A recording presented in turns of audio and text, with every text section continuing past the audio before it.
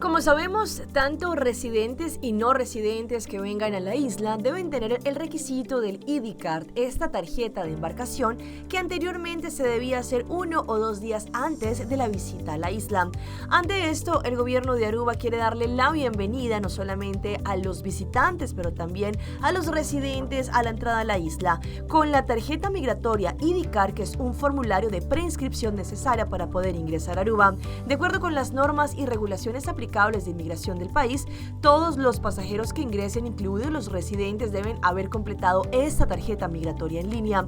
Es un requisito de entrada esencial que pueden completar de manera rápida y sencilla, y lo mejor es que es digital, simplemente ingresando los datos en los campos correspondientes. Entre ellos necesitarán el pasaporte válido, datos personales, información de contacto, información del viaje.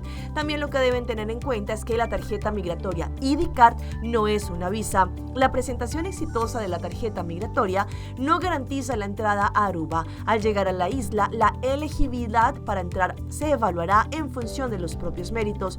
Es crucial que toda la información que proporcione el visitante o el viajero, que proporcione un tercero designado en su nombre, sea verdadera y sea correcta, pues ahora también las personas lo podrán hacer con 7 días antes de la llegada de su vuelo. Ante esto, las autoridades tendrán tiempo suficiente para verificar.